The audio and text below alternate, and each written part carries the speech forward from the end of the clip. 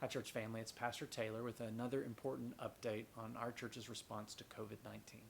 Last week, you got an email from me letting you know that one of our staff members, part-time staff members, had tested positive for COVID-19. That person had been in the office, had also been at a youth and children's event in the parking lot for a little bit last week. And I wrote to you about all the ways that we were attempting to make sure that that was an isolated event and didn't spread to others. You saw part of that response on Sunday with many on our praise and worship team not participating in the leadership of the service. Many of those folks have gotten tested and are still awaiting test results, and so they did not participate in Sunday service. Even though we did more than the CDC requires of us, unfortunately, someone else who participated in our worship service on Sunday has since received a positive test for COVID-19. This person is completely asymptomatic. I want to say that again. This person is completely asymptomatic and did not have any contact with the person who had previously tested positive. This is why they were a part of our service on Sunday. We had no inclination that they had potential to exposure to the virus. But because of the world we live in, we now have a case where someone on our leadership team was at church on Sunday with COVID-19. We've promised transparency, so I wanted you to know that, so that if you were at worship on Sunday, you would be aware of that fact. This person, because we're practicing physical distancing and wearing masks, did not have close contact with really anyone on Sunday. Those who were within 20 feet of this person, we've contacted personally so that they could know that they were at least in the vicinity of this person or maybe had a brief conversation with this person. So if you have not received a personal contact from us, that means you were not anywhere close to this person on Sunday. Now, even though these may be two unrelated events, we find ourselves as a church leadership team with two people who have tested positive.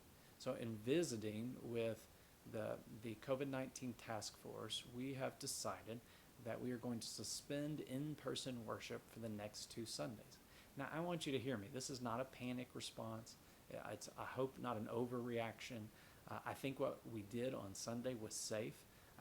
We have to know that from here going forward, on any given Sunday that we gather together, there very well may be asymptomatic people in our church building who, if tested, would test positive for COVID-19.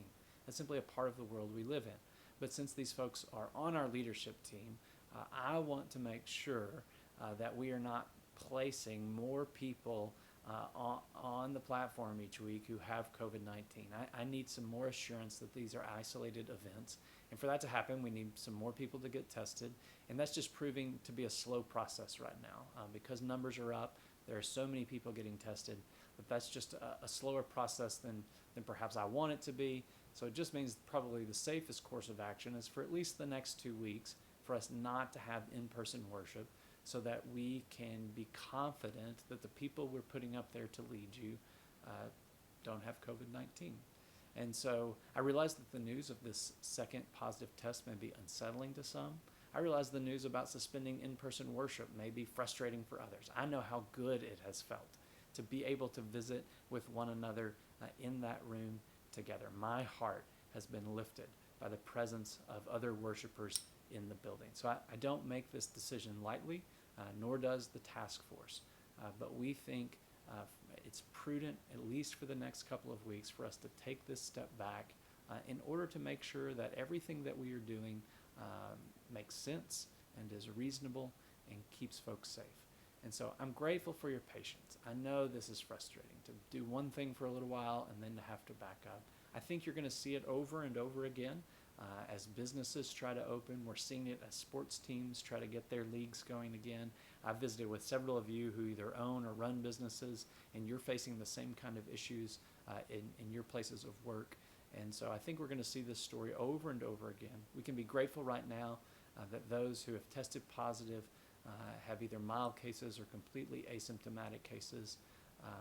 But this gives us a chance to step back for a moment, reevaluate things, and make sure that we're making the best decisions going forward.